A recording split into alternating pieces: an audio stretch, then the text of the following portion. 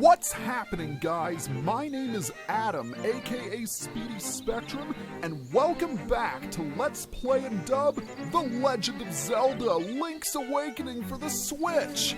In the last episode, we went on a collectathon. Let's open the menu and take a look at our 40 secret seashells. Not only that, but we now have a grand total of 29 pieces of heart. But that's not the most significant thing we discovered. Upon exploring the southern face shrine, we found out the entire island is nothing more than a dream of the windfish. Every monster, every item, every person we ever met is just an illusion. In this episode, we're going to be exploring the 6th dungeon. But first, let's head into the Seashell Mansion. Now that we have 40 secret seashells, we can obtain the ultimate prize. And if you remember what the spirit said during our first visit here, then you should know what it is. But first, once you obtain 30 secret seashells, another gift box. And once we open it, we get a chamber stone.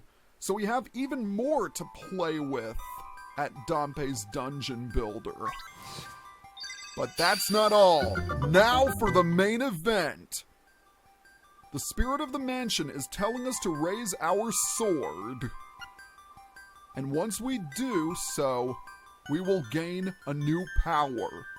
So, raise our sword we shall, like He-Man! And now Link really is the master of the universe because you got the Koholint Sword! You should put your name on it right away. The Koholint Sword is twice as powerful as the regular sword. Not only that, but we can also break pots with one slash. But the best part? When you're at full health, you can fire a sword beam. And it's really, really, really cool. It also made a really cool sound effect in the classic game. It went like, something like that. I am making a poor attempt at recreating the sound effect. But what's cool about the sword beam is that you can hit distant enemies and you don't even have to be near them. It's pretty sweet. Well, I rest my case.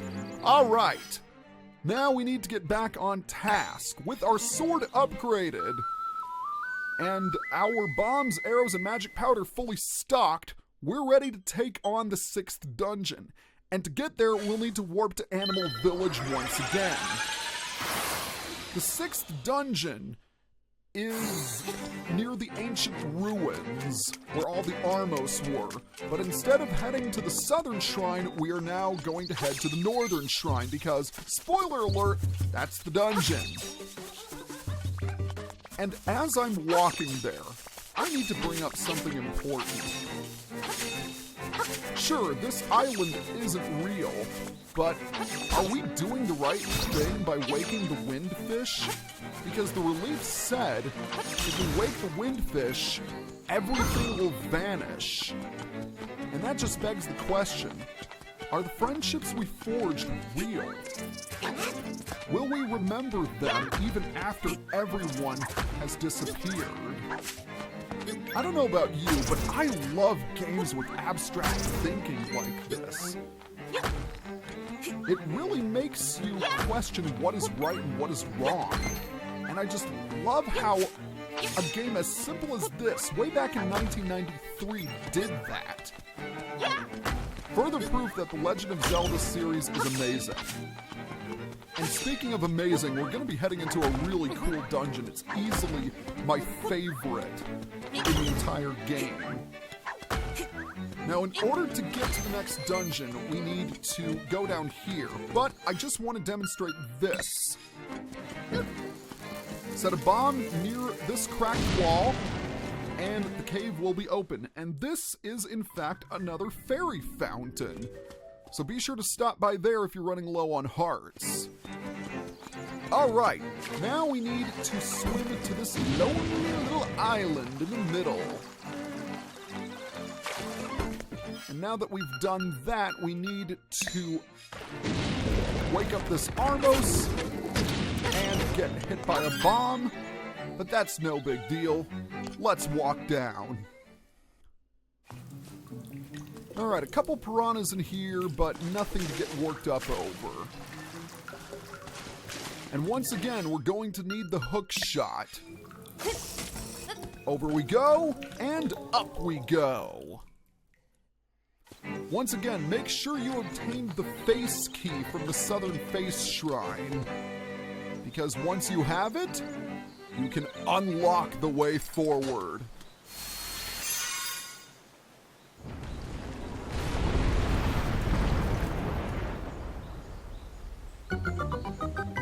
Okay, that didn't last long, but it still looked cool. When you are ready, enter the dungeon.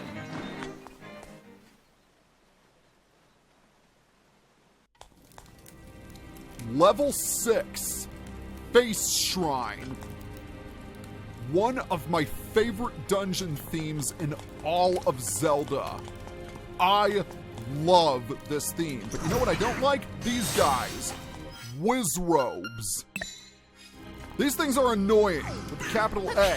What makes them so annoying is the fact that they are immune to your sword, but you can damage them with arrows or bombs, and in the remake you can destroy them with the boomerang. They aren't fun, and unfortunately you're going to be fighting a lot of them in here. Let's go ahead and walk up here to where this chest is, and I just want to take a moment for you to listen to the dungeon theme.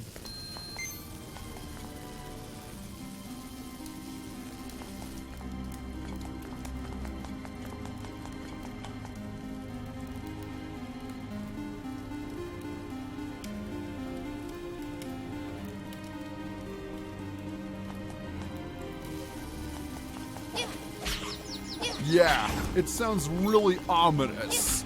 And this remix is wonderful. It definitely brings a sense of mysticism to your exploration. I want to briefly check the map because this dungeon is divided into 2 halves. And it's better to start with the left half than the right half. The reason being is we need to find the dungeon item as quickly as possible. Once we do, we can deal with all of these elephant statues. And this door is shut, so we can't go any further. Alright, moving on, we have some gels. And we also have some pots. And beneath this one is a switch. Now, take a look at this tile pattern closely. It culminates in a cracked wall. So we need to set a bomb here, and presto changeo. The way forward has been revealed. I just want to briefly check. Yeah, we can't go that way. So we'll have to go to the right. It is dark in here. Fortunately, there are some torches. So let's light stuff up. Now there are more Zols here, and yeah, unfortunately the torches go out really quickly, but you don't need them 100%. It'll just make it easier to see. Unfortunately, lighting the torches doesn't summon a chest, but it does bring forth the staircase. So let's go down and meet a new enemy, the Giant Bubble. And let's go back up because I was about to get hit. The Giant Bubble is, well, giant. And it's green and yellow. And it's also invincible. You can't do a thing to it. In the classic games, they would flash, and I must have gotten 1 or 2 seizures from watching them. Okay, I didn't really, but they were kind of grating on the eyes. Oh, and this is grating on the nerves. I forgot there were crystal platforms here, so I'm gonna have to go all the way back and hit that crystal switch. Joy. I can see this dungeon is off to a terrific start. Alright, back up the stairs we go. let's see if we can find that crystal switch. We're gonna head down here, and yep, this is where the mask mimic is. And we're just going to place a bomb near the switch. Make sure you're past that crystal platform before it explodes. I would highly recommend getting the bomb upgrade from the Little Devil / Mad Batter before coming in here, because you'll be using a lot of bombs in this dungeon, so you'll want to make sure that you have a steady supply. I don't know what it is about the face shrine I love so much. You always get the feeling that something or someone is watching you. And it's ominous, to say the very least. Alright, I believe it takes 3 arrows to defeat a Wizrobe, but when you do strike them... Oh no, it takes 2 in this game. Well, in the classic games it took 3. So I guess Wizrobes are a lot easier in this game than they were in the classic one. Anyway, with all enemies defeated, let's walk up here. And we are greeted with a treasure chest, and guess what's inside? You got a more powerful bracelet. You feel like you could lift an elephant. In the classic games, it said you could almost lift a whale, so technically, the powerful bracelet was more powerful back then than it is now. But I digress. Let's take a look at our items screen, and we can see that the power bracelet has been upgraded into the powerful bracelet. It didn't really have a name in the classic game, so I always referred to it as the level 2 power bracelet. But with the powerful bracelet, we can now lift these elephant statues we've been seeing around the dungeon. And guess what? This is the only dungeon where you'll find them. Isn't that special? The powerful bracelet will have absolutely no use after this dungeon. Okay. So, using this elephant statue, we can throw it on the door in order to get yet another treasure chest. Alright, this one contains a silver rupee. Very nice. That does indeed make me very happy. Oh, another pot / jar / elephant statue door. Let's just go through it. And we're back where we started. How about that? Alright, I want to head back to the room where the crystal switch was, because I know there is a passage that we didn't go through earlier because it was blocked at the time.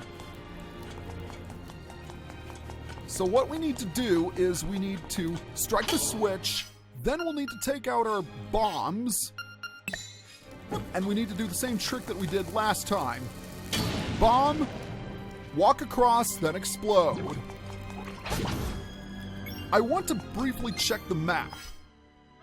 Okay, we're making decent progress here, and I also want to take the liberty of marking the staircases. Just like Catfish's Maw, the face shrine is pretty non-linear, and I want to make sure that I'm not going down the staircases that I've already traveled down. It's just a safety precaution. Oh, lovely, more Wizrobes, just what I've always wanted.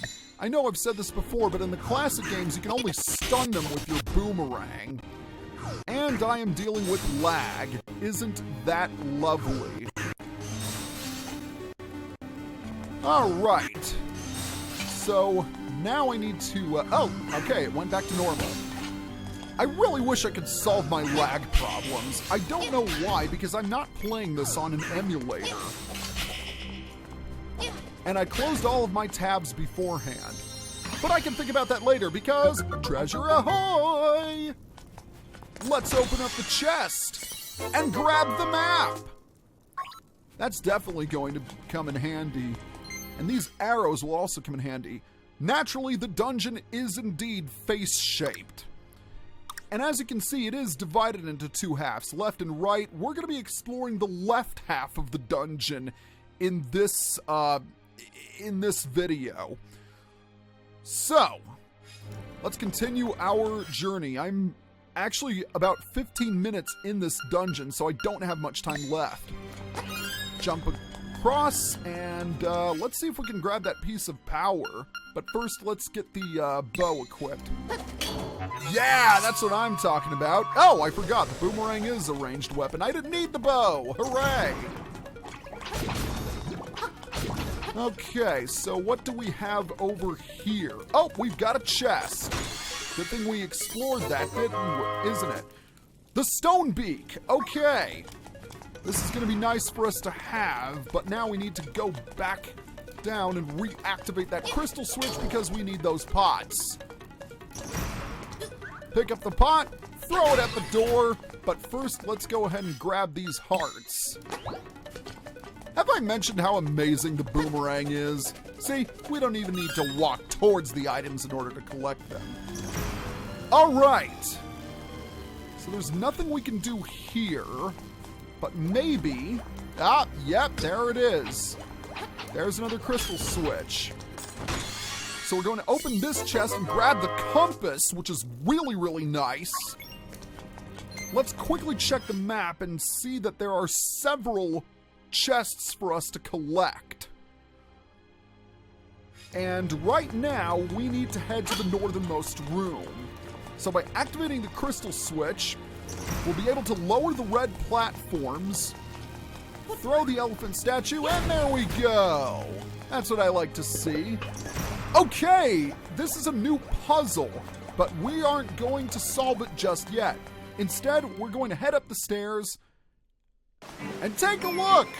We're in the raft ride. It's a good thing we're here because this chest contains a secret seashell. Awesome. Well, it was nice while it lasted. Time to head back down into the gloomy face shrine. Open the chest and grab another silver rupee. We are certainly not doing too badly in the rupee department. Okay, so once we get rid of this star, we can talk about the new puzzle. We have these knight chess pieces, and we need to throw them into these slots in order to open the door. However, since these are knight chess pieces, they will move like knights. 2 squares forward and 1 square to the side. And once we do that, I said once we do that, we can open the door. Just gotta make sure I'm positioned the right way. Maybe I need to step back a little bit. Ah, that's more like it. I should mention this puzzle was a lot more annoying in the classic game because instead of chess pieces, you had horse heads, and you just had to keep throwing on them until both landed upright. It doesn't matter if one landed upright, it had to be both of them, otherwise they'd reset. It was pretty much a dice roll to determine whether it would land upright or not. Yeah, it was really annoying. But thankfully, it's a lot easier here. Okay, let's continue our quest. We're going to head all the way down. And I think we're also going to be ending this video very soon. So, okay, maybe we're not going to end this video quite yet. I forgot about those crystal platforms. So let's hit it with the boomerang. And then we're going to dash as if our life depended on it. So we're already at 19 minutes. I think once we solve this puzzle right here... Oh, you jerks again. All right. All we need is the boomerang. So as soon as these guys appear, take one out and take the other out. Excellent, excellent, excellent. And thus we are rewarded with a small key. Okay. Let's check the map, and we can see that we've explored the majority of the left side. The right side, however, still needs exploration, and we're going to do that in the very next video. Once again, please be sure to like and subscribe, leave a comment. Every one of those really, really helps. See you guys next time.